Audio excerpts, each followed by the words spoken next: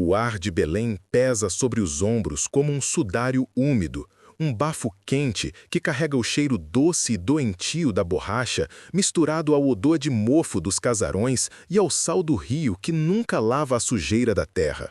Nós, os que servimos, aprendemos a respirar esse ar em goles curtos, a engolir a opressão que ele carrega para dentro de nossos pulmões até que ela se torne parte de nós.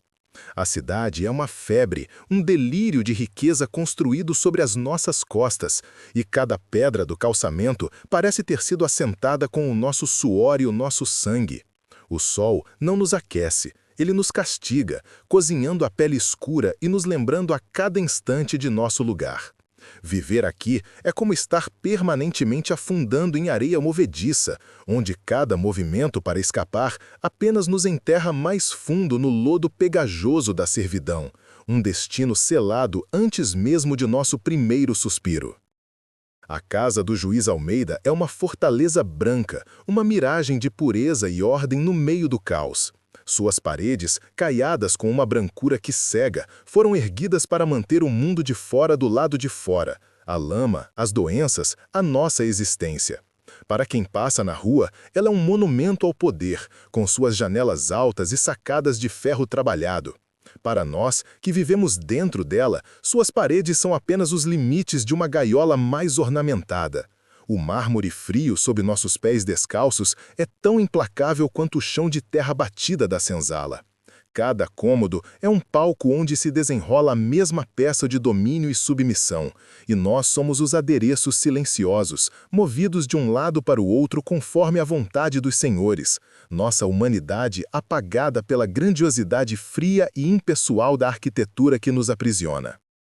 O silêncio nesta casa tem um som. Durante o dia, é o som abafado do piano que a sinhá Elisa toca com uma tristeza mecânica, notas que flutuam pelos corredores como fantasmas de uma alegria que nunca existiu aqui.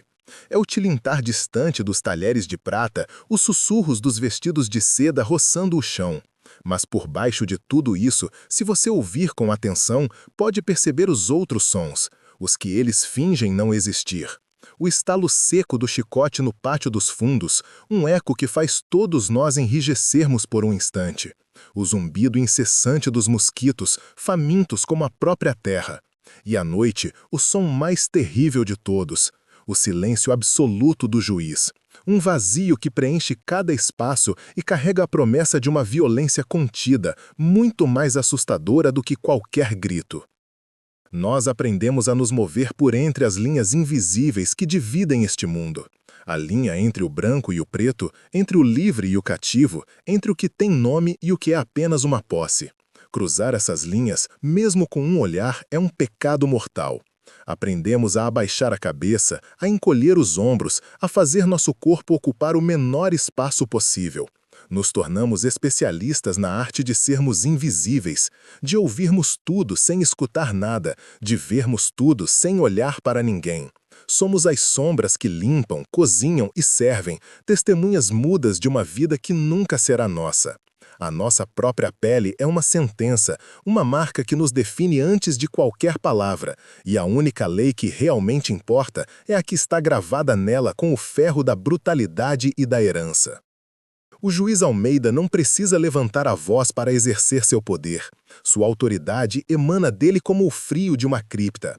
Quando ele entra em um cômodo, o ar se torna rarefeito, as conversas morrem e até a luz do sol parece recuar. Seus olhos cinzas nos avaliam não como homens, mas como ferramentas, medindo nossa utilidade e nossa obediência com um único olhar. Ele é a personificação da ordem que nos esmaga, um pilar da lei que existe apenas para proteger os seus e aniquilar a nós. Seu controle não se manifesta em explosões de fúria, mas em um rigor metódico, uma crueldade calculada que se disfarça de disciplina. Ele governa sua casa como governa seu tribunal, com a certeza inabalável de que sua vontade é a única justiça que existe, e nós somos apenas os réus em um julgamento perpétuo. Entre nós há a Mari. Ele é diferente, não pela força do corpo, embora a tenha, mas pelo silêncio que o habita. O silêncio dos outros escravos é pesado de medo e resignação, um silêncio que se curva. O de Amari é denso, feito de algo antigo e inquebrável. Seus olhos, escuros como a noite na floresta, não se desviam, eles absorvem. Vejo neles a memória de um outro céu, a sombra de uma liberdade que lhe foi arrancada, mas cuja semente ele ainda carrega dentro de si. Ele executa suas tarefas com uma precisão que beira o desafio. Sua obediência é uma casca fina sobre um núcleo de orgulho ferido. Ele não se queixa, não implora, apenas observa, e em sua observação há uma inteligência perigosa, uma capacidade de ver as rachaduras na fortaleza branca que nos cerca. A rotina é nossa verdadeira corrente. Acordamos antes do sol, quando a escuridão ainda está impregnada da umidade da noite, e dormimos muito depois que as lamparinas da casa grande se apagam. Nossos dias são uma repetição infinita de tarefas que nos exaustam o corpo e a alma. Carregar água, limpar o chão, servir a mesa, esvaziar os penicos. Não há descanso, apenas uma pausa vigiada entre uma ordem e outra. Estamos sempre sobre o olhar de alguém, seja do feitor no pátio ou da governanta nos corredores. E quando os olhos dos senhores não estão sobre nós, temos os olhos uns dos outros, pois o medo gera desconfiança, e um sussurro fora de hora pode custar a pele de um irmão. A confiança é um luxo que não podemos nos permitir, e a solidão se torna a única companheira segura. E há a filha do juiz, assim a Elisa. Ela é como um pássaro raro trancado em uma gaiola de ouro, com penas tão brancas e perfeitas que parecem artificiais. Ela flutua pela casa, um espectro de linho e renda, seus movimentos lentos e desprovidos de vida.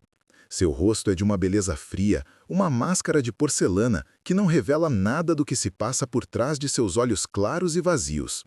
Ela é o oposto de nós em tudo, sua pele, suas roupas, sua posição, mas às vezes, quando a vejo parada junto a uma janela, olhando para a selva que cerca a cidade, percebo em sua postura a mesma imobilidade de um prisioneiro.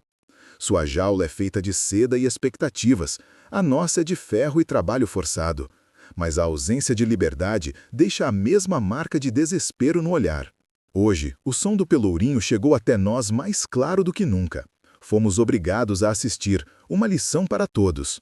Um homem, acusado de roubar um pão, foi amarrado ao poste de pedra na praça. O sol do meio-dia batia em suas costas nuas, e o cheiro de sangue e suor logo se misturou ao ar pesado.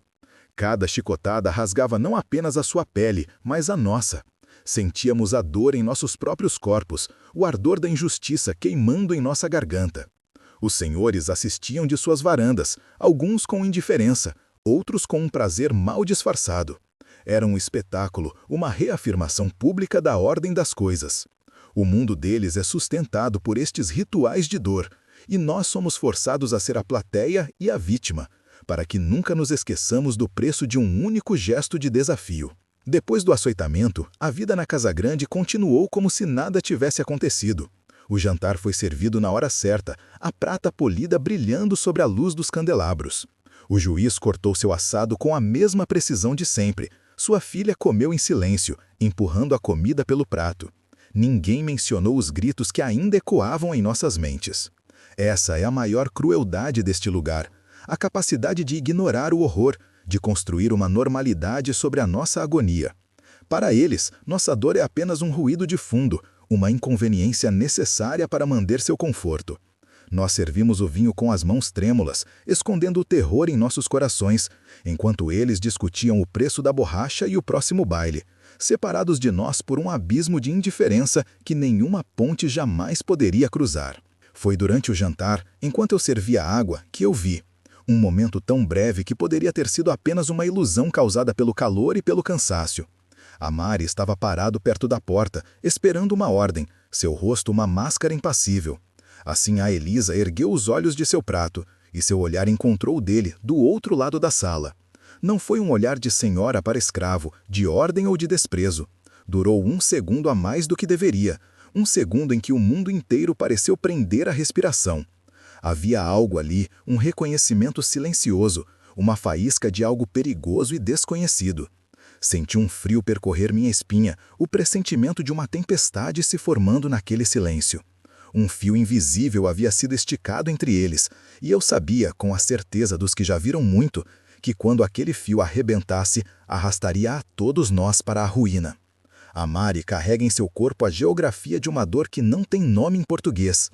Eu o vejo trabalhar no jardim, sob o sol que nos pune, e seus movimentos têm a precisão de um ritual antigo, uma memória muscular de um tempo em que suas mãos não serviam para aparar as flores de uma sinhá, mas talvez para tecer redes ou esculpir madeira.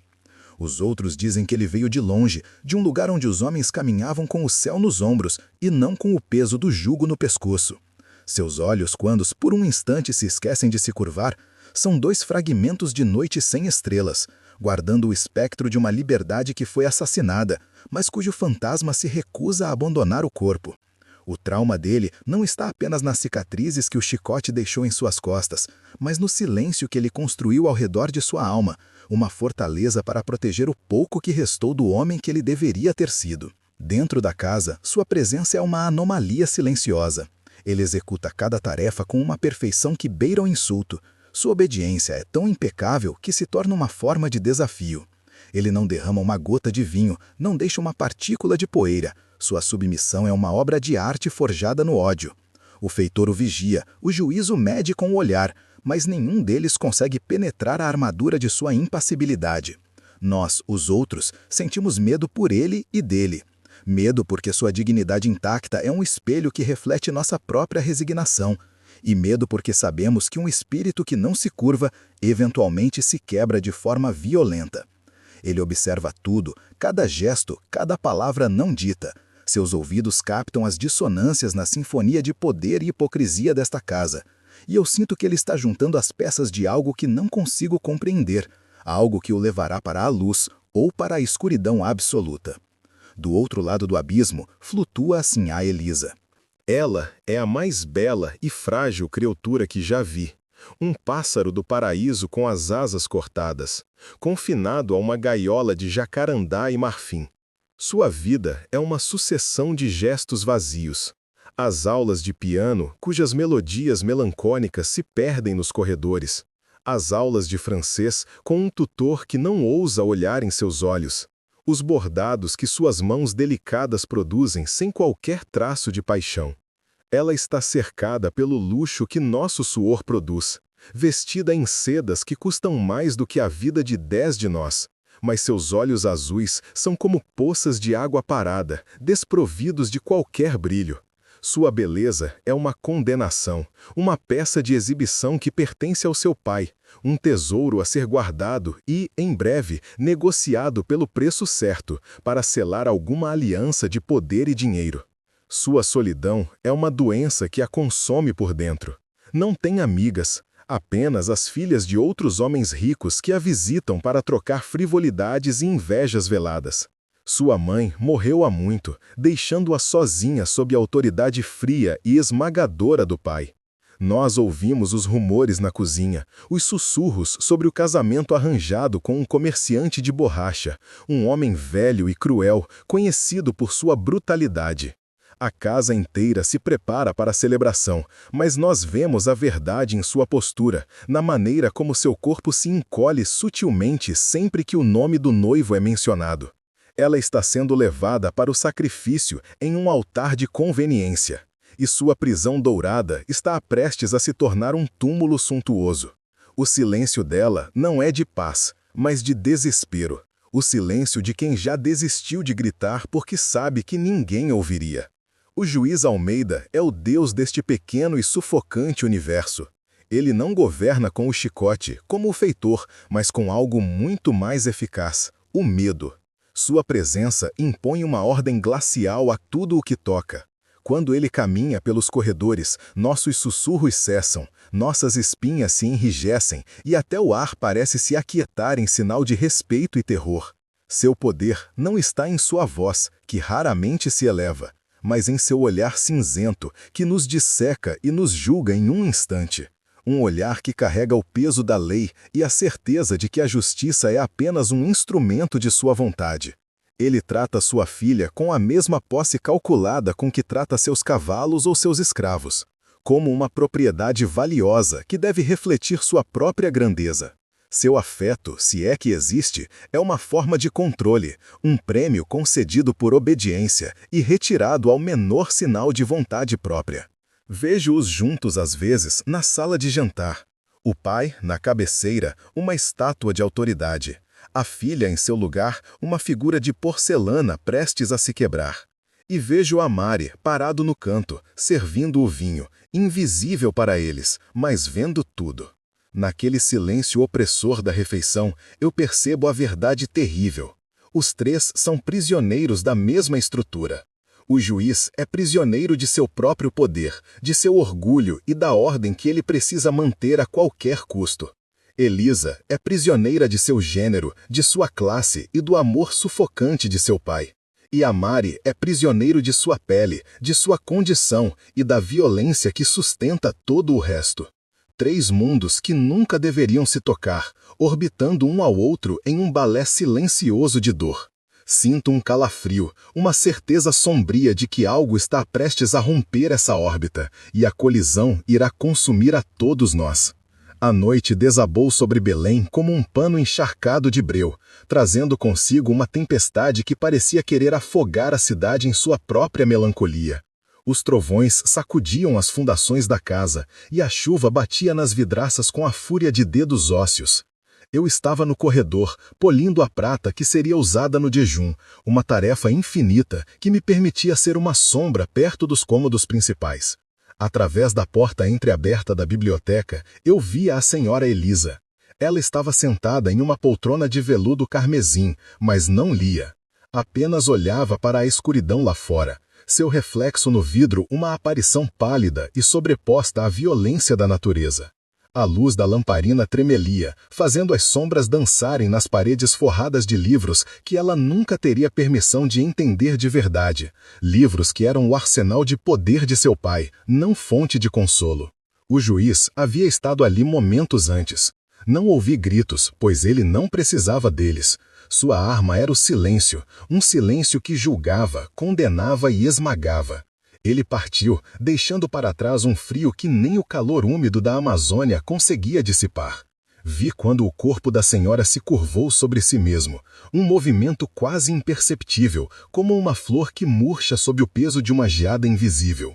Suas mãos, que repousavam frouxamente em seu colo, se crisparam.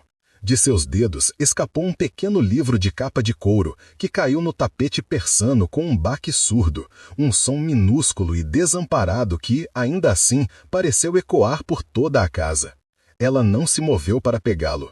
Permaneceu imóvel, a cabeça baixa, como se aquele pequeno objeto caído no chão fosse a materialização de sua própria alma, abandonada e fora de alcance. Foi quando a Mari surgiu. Sua tarefa era fechar as janelas, proteger a casa da fúria da tempestade. Ele se movia com a graça silenciosa de um animal da floresta, seus pés descalços não produzindo som algum sobre o assoalho encerado. Ele parou ao ver a cena. A senhora encolhida, o livro no chão. A etiqueta, a lei de nossa existência, ditava que ele deveria ignorá-la, pegar o livro e depositá-lo em uma mesa, tudo sem erguer os olhos. Mas ele não o fez. Por um longo instante, ele apenas ficou ali, parado no limiar entre a luz e a sombra, e a observou. Seu olhar não era de um escravo para uma senhora. Era algo diferente, algo que eu nunca tinha visto antes. Havia nele uma gravidade, um reconhecimento profundo, como se a dor dela fosse um idioma que ele também falava fluentemente, uma pátria da qual ambos eram exilados. Então ele se moveu, não com a pressa servil que se esperava, mas com uma lentidão deliberada. Ajoelhou-se, não como um servo, mas como um homem que se curva perante algo sagrado ou quebrado. Seus dedos longos e escuros tocaram a capa de couro do livro com uma delicadeza que parecia impossível para mãos que conheciam o trabalho bruto e o castigo. Ele se ergueu e estendeu o livro para ela. Elisa finalmente levantou o rosto. Seus olhos azuis, turvos de lágrimas não derramadas, encontraram os dele. Quando ela estendeu a mão para pegar o livro, seus dedos pálidos e finos roçaram os dele. Foi um toque que durou menos que um piscar de olhos, mas eu senti a eletricidade daquele contato do outro lado do corredor. Vi os dois recuarem, como se tivessem tocado em fogo, a fronteira de pele e lei violada pelo calor de um instante. Amari deu um passo para trás, seu rosto se fechando novamente na máscara impenetrável de sempre, e continuou sua tarefa como se nada tivesse acontecido. Mas algo havia acontecido. A tempestade dentro daquela sala se tornara muito mais violenta do que a que rugia lá fora. Elisa segurava o livro contra o peito, seus nós dos dedos brancos, a respiração suspensa. Eu, a testemunha silenciosa na penumbra, senti um medo gelado se espalhar por minhas veias. Aquilo não fora um acidente, foi uma rachadura na ordem do mundo, uma pequena fenda pela qual eu vi o brilho de um incêndio. Naquele toque proibido, naquela troca de olhares que atravessou o abismo entre seus mundos, eu soube que a semente da nossa destruição coletiva acabara de ser plantada, regada pela chuva e pelo desespero. Depois daquela noite de tempestade, o silêncio da casa adquiriu uma nova textura, mais densa e carregada de eletricidade. O ar entre a Maria e a Sinhã Elisa estalava com palavras não ditas. Eles passaram a se mover um ao redor do outro como dois polos de um ímã, atraídos e repelidos por uma força invisível e perigosa. Eu os observava de longe, da minha posição de sombra. Via como os olhos dela o procuravam instintivamente quando entrava em um cômodo, e como ele, por sua vez, parecia sentir a presença dela antes mesmo de vê-la, seu corpo enrijecendo por uma fração de segundo. Não havia mais a indiferença calculada de antes. Em seu lugar, nascera uma consciência mútua, uma cumplicidade frágil e aterrorizante.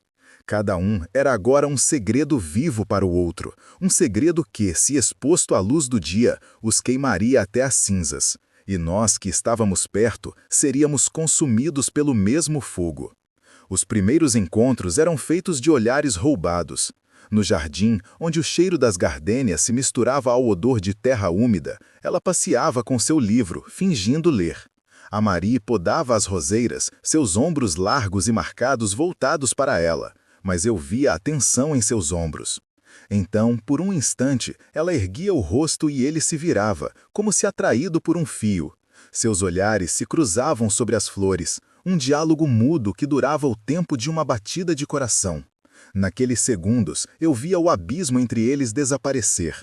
Não eram mais senhora e escravo, mas apenas um homem e uma mulher, aprisionados em mundos diferentes, reconhecendo um no outro a mesma sede de algo que não sabiam nomear. Era um veneno doce que eles bebiam em pequenos goles, e eu sentia o gosto amargo em minha própria boca, pois sabia que logo aqueles goles não seriam suficientes para saciar a sede que os consumia. A barreira do silêncio foi quebrada por um sussurro. Ela o encontrou perto do poço, onde ele enchia os baldes de cobre. A governanta estava longe, o sol da tarde criava longas sombras que ofereciam um disfarce precário. Com a voz trêmula, ela lhe perguntou sobre uma das plantas do jardim, uma pergunta trivial, uma desculpa esfarrapada. A Marie não ergueu a cabeça imediatamente. Respondeu ao chão, seu voz um murmúrio grave e contido, explicando o nome da flor em uma língua que não era a nossa, uma palavra que soou como música antiga e esquecida. Ela repetiu a palavra, e no som de sua voz, a palavra africana pareceu uma blasfêmia e uma oração. Foi a primeira vez que os ouvi trocar palavras que não fossem ordens ou respostas servis. Foi a primeira ponte construída sobre o precipício, frágil e feita de som, mas forte o suficiente para que eles começassem a atravessá-la. A partir daquele dia, eles passaram a buscar esses momentos de perigo. Encontravam-se na biblioteca tarde da noite, quando ele ia apagar as lamparinas, ou na adega fria e escura, onde o cheiro de vinho e mofo encobria o cheiro de seu medo. As conversas eram fragmentadas, retalhos de suas dores costuradas na penumbra. Ela falava de sua solidão, da asfixia dos vestidos apertados e das expectativas de seu pai, de um noivo que ela temia como a própria morte. Ele ouvia, seu silêncio sendo a resposta mais eloquente. Ele não falava de sua África, de seu nome perdido ou de sua família roubada. Em vez disso, falava da floresta que cercava a cidade, de como as árvores mais altas só crescem porque suas raízes se agarram umas às outras na escuridão da terra. Ele estava lhe ensinando uma nova linguagem, a linguagem da sobrevivência e da resistência silenciosa. A casa, que sempre fora um lugar de vigilância, tornou-se um labirinto de olhos. Nós, os outros servos, começamos a perceber. O modo como a comida no prato da sinhá Elisa mal era tocada, exceto nos dias em que a Mari servia à mesa. A maneira como ele, que sempre fora o mais discreto de nós, parecia agora ocupar mais espaço, sua presença carregada de uma nova e perigosa energia. Sussurros começaram a correr pela cozinha como ratos no escuro. A governanta, uma mulher cuja lealdade ao juiz era tão dura quanto seu coque de cabelos grisalhos, passou a observar a Mari com um olhar afiado, farejando a desordem. O ar ficou mais pesado, cada corredor parecia mais estreito, e o som dos passos do juiz no assoalho soava como a contagem regressiva para uma execução. O risco não era mais uma possibilidade distante, era uma criatura viva que respirava em nosso meio. Certa manhã, encontrei uma pequena orquídea selvagem, de um roxo tão escuro que parecia quase negro, deixada sobre o piano da sinhá. Não era uma flor dos jardins da casa, era uma flor da mata, arrancada de seu lugar de origem, bela e condenada. Ninguém além de mim pareceu notar. Mais tarde, vi Elisa descer as escadas. Seus olhos encontraram a flor. Ela parou, a mão no corrimão, e por um momento seu rosto se transfigurou. Não havia máscara de porcelana fria, mas uma vulnerabilidade tão profunda que me fez desviar o olhar. Com um movimento rápido, ela pegou a flor e a escondeu nas dobras de seu vestido, como quem esconde um pecado mortal. Eu soube que a flor era de Amari, um presente que valia a sua vida, um símbolo de sua beleza roubada oferecido à beleza aprisionada dela. Era um poema de amor escrito com a tinta do suicídio. A necessidade que sentiam um pelo outro tornou-se uma febre. Já não se contentavam com olhares e sussurros. A curiosidade inicial se transformara em uma dependência desesperada. Para ela, ele era a única janela em sua cela dourada, a única pessoa que via a mulher por trás da boneca de luxo. Para ele, ela era talvez um eco da dignidade perdida, a chance de ser visto como homem, de exercer uma forma de poder, mesmo que fosse o poder de consolar. Uma noite, na estufa abandonada nos fundos da propriedade, sob o brilho pálido da lua filtrado pelos vidros sujos, eu os vi. Ela chorava silenciosamente, e ele, quebrando a lei mais sagrada de todas, ergueu a mão e, sem tocá-la, pairou os dedos a centímetros de seu rosto, como se pudesse afastar suas lágrimas. O espaço entre sua mão escura e a pele branca dela era um universo de desejo e transgressão. O quase desastre veio em uma tarde chuvosa. Eles estavam no corredor dos fundos, perto da rouparia, trocando um livro. A sinhá lhe passava um volume de poesias, um ato de rebeldia impensável. Seus dedos se tocaram. Nesse exato momento, ouvimos os passos pesados do feitor se aproximando. O pânico em seus rostos foi algo terrível de se ver. Em um movimento fluido, a Mari deixou o livro cair, curvou-se para pegá-lo como se fosse um acidente, e ao se erguer, já estava com a máscara de servo submisso, entregando o objeto à senhora com a cabeça baixa. Elisa, pálida como um fantasma, agradeceu com uma voz fria e distante. O feitor passou por eles, lançando um olhar desconfiado, mas não viu nada além do que deveria ver. Quando ele se foi, eles permaneceram imóveis por um longo tempo, a respiração suspensa, o terror do que acabara de acontecer os unindo mais do que qualquer abraço. Aquela proximidade com a morte não os afastou. Pelo contrário, selou o pacto entre eles com o cimento do perigo compartilhado. O medo se tornou um afrodisíaco. Cada encontro roubado era uma vitória contra o sistema que os esmagava, uma pequena vingança contra o juiz e contra o mundo. Eles não estavam mais apenas compartilhando dores, estavam forjando uma arma secreta com os fragmentos de suas almas quebradas. Ele a ensinava sobre a resiliência das coisas que crescem sem luz, e ela lhe oferecia um vislumbre de um mundo de conhecimento e beleza que lhe fora negado. A relação deles se tornou o centro de seus universos, o único ponto de gravidade em suas vidas sem eixo. Eu via a imprudência crescendo em seus olhos, a fome de ir além, de quebrar a última e mais terrível barreira. E então, em uma noite abafada, quando a lua estava escondida atrás de um véu de nuvens e o único som era o zumbido dos insetos, eu a vi esperar por ele na varanda dos fundos, o lugar onde a casa grande se encontrava com a escuridão do nosso mundo. Ela estava envolvida em um xale escuro, uma sombra entre as colunas brancas. Quando a Mari se aproximou vindo da senzala, ela não recuou. Eu estava escondido perto dos arbustos, o cheiro doce me sufocando. Ouvi sua voz, um fio de som na noite, proferindo palavras que me fizeram gelar até os ossos. Não era um pedido, era uma proposta, uma transação que invertia a ordem de todo o universo conhecido. Ela falava de dinheiro, uma quantia que eu mal podia compreender, e de um ritual secreto. Ela não queria mais apenas sua companhia, ela queria comprar sua própria submissão, escolher seu mestre. E eu vi a Mari ficar imóvel, a proposta dela pairando entre eles como a lâmina de uma guilhotina prestes a cair. O convite dela não foi um sussurro de desejo, mas o decreto frio de uma rainha de um reino em ruínas. Eu o segui, movido por um terror que me paralisava a vontade, e os observei adentrar a estufa abandonada nos fundos da propriedade. O lugar cheirava a morte e a vida, a podridão doce das folhas e a tenacidade das trepadeiras que quebravam os vidros para buscar a luz. A lua lançava fachos pálidos sobre eles, transformando-os em espectros. Ali, naquele santuário de decadência, ela parou diante dele. Sua mão, envolta em luva de renda, foi até um pequeno saco de veludo que trazia escondido.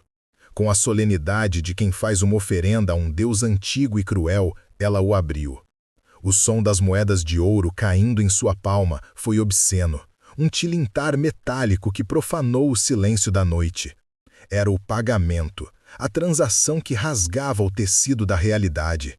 Ela não oferecia seu corpo por amor, mas comprava sua própria submissão, um ato de desespero tão profundo que me fez sentir náuseas.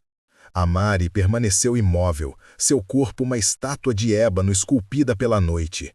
Seus olhos não estavam no ouro, mas no rosto dela, buscando algo além da loucura, talvez um vestígio da mulher que se escondia por trás daquele gesto insano. Vi a luta em sua postura, o conflito entre o instinto de sobrevivência, que gritava para que ele fugisse, e o orgulho ferido de um homem a quem tudo foi tirado e a quem agora era oferecido o poder supremo sobre a filha de seu algoz. Ele poderia recusar, cuspir no chão e selar seu destino com uma chicotada. Mas vi algo mais em seus olhos naquela hora, a tentação da vingança, a possibilidade de inverter o mundo, mesmo que por uma única noite, mesmo que o preço fosse a aniquilação.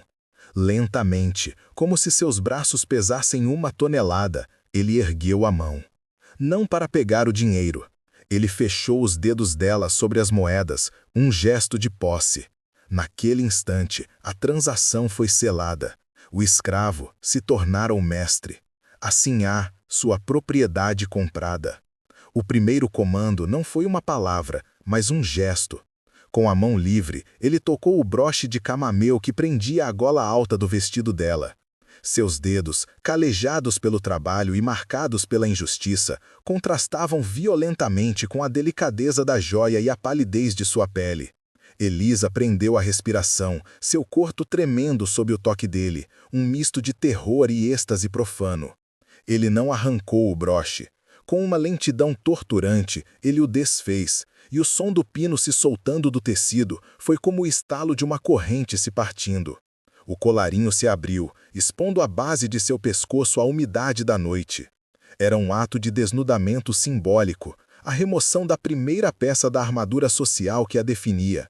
Ele não a estava despindo para o prazer, mas para a anulação. Estava desfazendo a Sinhá, a filha do juiz, para encontrar a mulher vulnerável por baixo de todas as camadas de seda e opressão que a sufocavam. Então ele a beijou. Não foi um beijo de ternura, nem a paixão febril de amantes. Foi um ato de apropriação, um selo de fogo sobre o pacto que haviam firmado. Sua boca tomou a dela com a força de uma maré que não pede permissão. Um beijo que carregava o gosto de séculos de dor, de raiva contida e de um desejo nascido no desespero. Ela não resistiu, Pelo contrário, seu corpo se entregou àquela violência, seus braços envolvendo o pescoço dele como uma pessoa que se afoga se agarra ao que afunda. Naquele abraço desesperado, sob o teto de vidro quebrado da estufa, eles não eram mais branco e preto, livre e cativo. Eram apenas duas almas perdidas, consumindo uma a outra em uma tentativa fútil de apagar a dor do mundo, de encontrar um momento de poder e entrega que fosse só deles. Eu, a testemunha invisível, senti o peso daquele sacrilégio. Era um beijo que assinava uma sentença de morte, e o cheiro das orquídeas em decomposição ao nosso redor parecia o perfume fúnebre de seu fim. Quando seus lábios se separaram, o silêncio que seguiu foi mais pesado e mais perigoso do que qualquer grito. O ar estalava com o que havia sido feito, com a transgressão que agora não podia ser desfeita. O saco de moedas caiu da mão dela, espalhando seu brilho dourado e maldito sobre o chão sujo. O preço havia sido pago, e agora eles estavam presos um ao outro, cúmplices de um crime contra a natureza e contra Deus. Vi o rosto de Amari na penumbra, e a máscara de mestre já se desfazia, revelando o homem aterrorizado por baixo, o homem que sabia que acabara de dar o último passo em direção ao pelourinho. Elisa, por sua vez, tinha nos olhos um brilho que eu nunca vira, uma vitalidade febril e doentia, a de quem finalmente encontrou uma forma de sentir, mesmo que o sentimento fosse a própria ruína. Eles haviam cruzado a fronteira. Eu sabia, com a certeza gélida que antecede as grandes tragédias, que não havia mais caminho de volta, apenas a queda. A doença da sinhá Elisa não era uma febre do corpo, mas da alma. Nós, que a servíamos, notamos a mudança. O vazio em seus olhos foi substituído por um brilho febril e perigoso, uma vitalidade que não pertencia àquele rosto de porcelana. Ela começou a cometer pequenos erros, a deixar transparecer uma impaciência, uma fome que antes não existia. Sussurravam na cozinha que algum mal a havia cometido, um feitiço da selva talvez. Mas eu sabia a verdade. Não era feitiço, era Amari. Ele a havia despertado para a vida, mas a vida neste lugar é uma sentença de morte mais rápida do que a resignação. A governanta, Dona Matilde, uma mulher de olhos pequenos e alma seca, começou a observá-la. Seus passos se tornaram mais silenciosos, sua vigilância uma teia invisível que se fechava ao redor dos dois, e eu sentia em meus ossos o zumbido da aranha se aproximando de sua presa, paciente e mortal. A descoberta não veio de um olhar ou de um sussurro ouvido por acaso, veio do ouro. Dona Matilde, sob o pretexto de cuidar da saúde da sinhá, arrumava seus pertences, remexia em suas gavetas, buscando a fonte daquela estranha doença. Eu a vi sair do quarto de Elisa um dia, não com um frasco de remédio, mas com o rosto transformado em uma máscara de triunfo e horror. Em sua mão, fechado com força, estava um pequeno saco de veludo, idêntico ao que eu vira Elisa carregar na noite da estufa. Ela não precisou abri-lo. O peso e o tilintar suave que ele produziu ao ser colocado sobre a mesa do corredor foram a confissão. O dinheiro, a prova material da mais impensável das transgressões, estava ali. Era a materialização do pecado, a moeda que havia comprado a ruína de todos nós, e o olhar da governanta não era mais de suspeita, mas de certeza. Ela tinha em mãos a arma que destruiria o mundo deles e, por consequência, o nosso. Naquela mesma tarde, a governanta entrou no escritório do juiz. A porta de mogno se fechou atrás dela e um silêncio pesado como uma lápide caiu sobre a casa. Não ouvi o que foi dito lá dentro. Não precisei. Fiquei no corredor, fingindo polir um castiçal de prata, e esperei. A espera durou uma eternidade. Quando a porta se abriu, Dona Matilde saiu com o rosto pálido, mas com uma retidão satisfeita em sua postura. Mas foi o juiz que me gelou o sangue. Ele não estava vermelho de fúria, estava mais calmo do que nunca. Havia em seu rosto uma tranquilidade terrível, a serenidade de uma geleira prestes a se partir e esmagar tudo em seu caminho. Seus olhos cinzentos pareciam ter se tornado duas lascas de metal frio. Ele não proferiu uma única palavra. Apenas caminhou até a janela e ficou olhando para fora, para o seu jardim, para o seu mundo, como um Deus contemplando a praga que iria soltar sobre a terra para purificá-la com fogo e dor. A noite caiu, e com ela uma tensão que podia ser cortada com uma faca. O jantar foi um ritual macabro. O juiz comeu em silêncio, cada movimento de seu garfo e faca preciso e deliberado.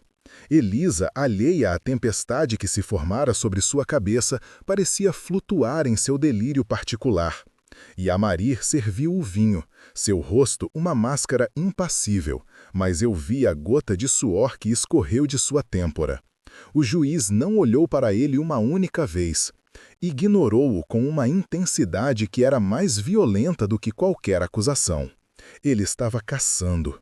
Estava permitindo que suas presas, embriagadas pela imprudência, caminhassem sozinhas para a armadilha. A casa inteira se tornou cúmplice de sua espera. Nós, os servos, nos movíamos como fantasmas, com medo de que o som de nossos próprios passos pudesse quebrar o feitiço e antecipar a carnificina que todos sabiam que estava por vir. Mais tarde, quando a casa estava mergulhada na escuridão, ouvi os passos leves da Sinhá no corredor, em direção à varanda dos fundos. O cordeiro caminhando para o matadouro. Momentos depois, a sombra de Amari se moveu na mesma direção. O juiz esperou. Ele lhes deu tempo. Tempo para que o crime se repetisse, para que a profanação fosse completa e inegável. Então, ouvi o som de suas botas pesadas no assoalho. Não foi um grito que rasgou o silêncio. Foi o som surdo e pesado de madeira se partindo, seguido pelo barulho inconfundível de um corpo sendo lançado contra uma parede. Só então o grito veio, um som agudo e desumano que não pertencia a este mundo. O som de uma alma se partindo. Era a voz de Elisa. E por cima do seu lamento, ouvi a voz do juiz, não alta, mas clara e cortante como vidro quebrado, pronunciando uma única palavra no breu da noite: animal. O que se seguiu àquela única palavra foi o som do inferno se abrindo no meio da casa. O juiz não precisou de ajuda. Vi, da fresta da porta, sua figura se mover na penumbra com a fúria de um anjo exterminador. Ele não gritava, não esbravejava. Sua violência era fria, metódica, um exercício de poder absoluto. Amarir não revidou. Como poderia? Cada golpe que seu corpo recebia era a reafirmação da ordem do mundo. Assim a Elisa se arrastava pelo chão, os cabelos soltos, o vestido de noite rasgado, tentando se interpor entre o pai e o homem que ela havia escolhido. Mas suas mãos eram fracas, seus apelos soluços inaudíveis em meio à tempestade daquela brutalidade. Ela não era mais uma senhora, nem mesmo uma mulher. Era apenas um obstáculo quebrado, uma peça defeituosa no mecanismo perfeito de seu pai. E eu senti o cheiro de sangue no ar antes mesmo de ver a mancha escura se espalhar pelo assoalho claro da varanda. Levaram Amari para o pelourinho que ficava nos fundos da propriedade. Um tronco de madeira escura polido pelo sofrimento de muitos antes dele. Fomos todos forçados a assistir, nossos corpos enfileirados sob a luz cruel das tochas. O juiz não delegou a tarefa ao feitor. Ele mesmo segurava o chicote, e cada estalo no silêncio da noite era uma sentença, uma lição gravada a fogo em nossa memória. Não era um castigo, era um ritual de purificação, a extirpação de uma mancha em sua honra. A pele de Amari se abria em sulcos vermelhos, mas o que mais me aterrorizava era seu silêncio. Ele não gritava. Recebia cada golpe com o corpo tenso, o rosto virado para a escuridão da mata, como se sua alma já tivesse partido para o lugar de onde viera, deixando para trás apenas a carne para ser vilipendiada. E nós assistíamos, mudos, sentindo cada chicotada em nossas próprias costas, o gosto de cinzas e impotência em nossas bocas. Na manhã seguinte, uma carruagem escura e sem brasão parou em frente à casa. 2 homens de preto, com rostos que não demonstravam emoção alguma, desceram e entraram, guiados pela governanta. Pouco depois, eles saíram, trazendo a sinhá Elisa. Ela não lutava mais. Estava envolta em um vestido branco e simples, seus cabelos presos de qualquer jeito, os olhos azuis completamente vazios, como se tivessem arrancado de dentro dela tudo o que a fazia ser quem era. Ela olhou através de nós, sem nos ver. Não havia mais febre, não havia mais desafio, apenas uma calma oca e terrível. Ouvi o juiz dizer aos homens que a levassem para o convento na capital, onde as irmãs cuidariam de sua doença da alma. A porta da carruagem se fechou, e o som das rodas nas pedras foi o último som de sua existência neste mundo. Ela não foi punida, foi apagada, sua história reescrita como um delírio de uma mente fraca, sua rebelião transformada em loucura. Nos dias que se seguiram, o juiz restaurou sua ordem com uma precisão cirúrgica. A casa foi limpa de qualquer vestígio da tragédia.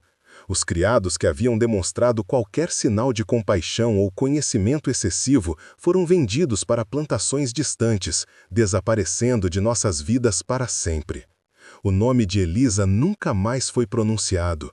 Era como se ela nunca tivesse existido, como se a cadeira vazia à mesa de jantar fosse apenas um detalhe da mobília.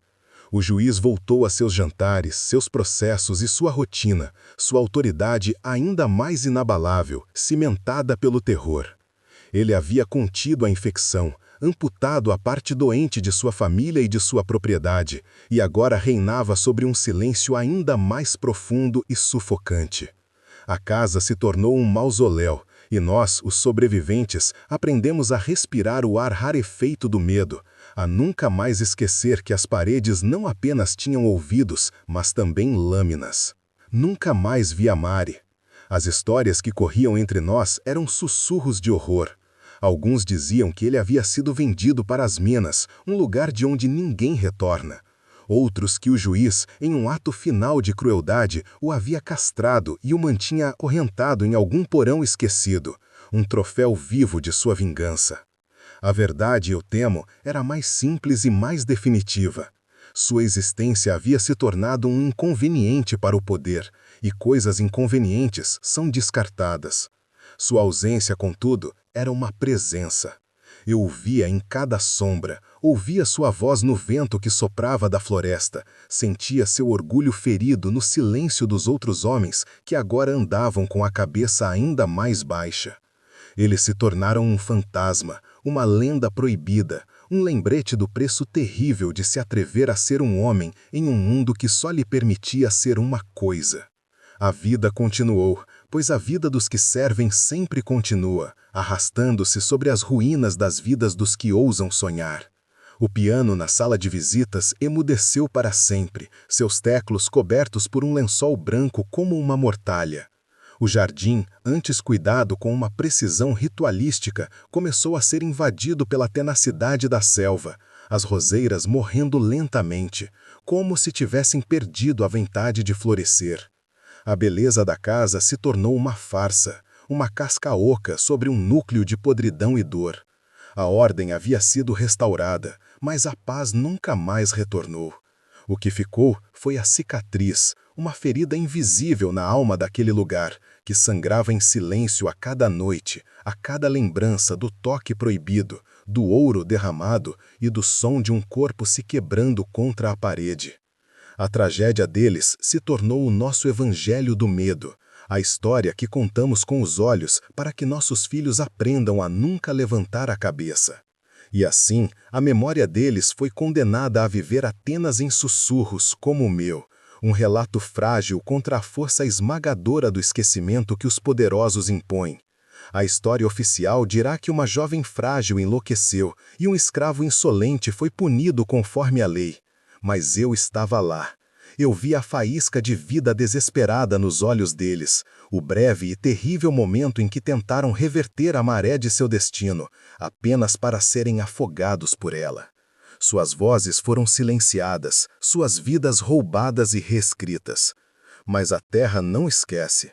O chão que bebeu o sangue de Amari e as paredes que ecoaram o último lamento de Elisa ainda guardam a verdade. Existem milhares de histórias como estas, enterradas sobre o calçamento das cidades, nos alicerces das grandes casas. Se você parar e ouvir com atenção, no silêncio da noite, talvez ainda possa ouvir os ecos de suas dores, implorando para não serem esquecidas.